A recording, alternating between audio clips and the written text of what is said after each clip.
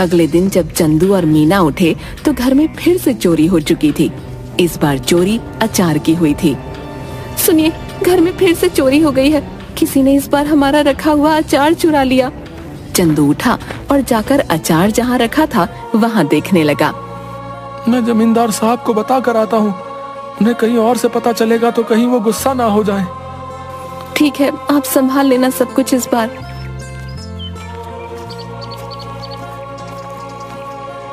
चंदू जमींदार साहब के घर गया। जमींदार साहब, इस बार फिर से आपके लिए जो हमने अचार तैयार किया था वो चोरी हो गया। ये हमेशा मेरे साथ ही क्यों हो रहा है? मैं तुमसे कुछ भी मंगाता हूँ और वो तुम्हारे घर में चोरी हो जाता है। मुझे लगता है तुम मुझे अपना सामान बेचना ही नहीं चाहते। ठीक है, मैं भी नहीं खरीदूंगा आज के बाद तुम्हारा कोई सामान। जाओ। ऐसी बात नहीं है जमींदार साहब, अब खुद ही सोचिए, मैं आपसे दुश्मनी क्यों मोल लूंगा। आप चिंता मत करिए, मैं आपके लिए दोबारा से 60 किलो का अचार तैयार करता हूँ। ठीक है, अगर इस बार कुछ हुआ तब देख लेना। चंदू अपने घर गया और सोचने लगा कि अब इस चोर को कैसे रोके। इस बार चंदू ने बहुत सारे मटकों को एक जगह पर रखा और चला गया। अचानक आधी रात को आवाज आई। सारे के सारे चोर दर्द से चिल्ला रहे थे।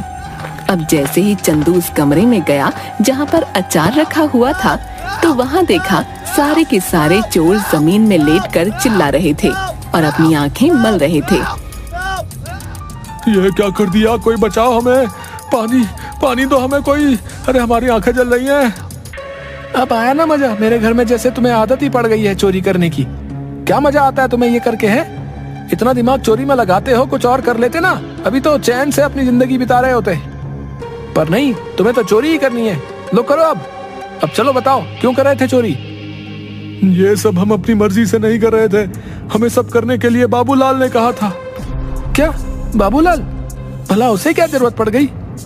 ये तो मुझे नहीं पता, आप हमें माफ कर दीजिए। अब पुलिस को मत बुलाना बस। ठीक है, नहीं बुलाऊंगा, पर मेरी एक शर्त है। अगर गांव में तुमने दोबारा कभी चोरी की तो मैं बाबूलाल की मदद लेकर तुम्हें पुलिस के हवाले कर दूंगा। ऐसी नौबत नहीं आएगी चंदू भाई, हमें माफ कर दो। इसके बाद चोर चले गए। अगले दिन चंदू जमींदार साहब के घर गया।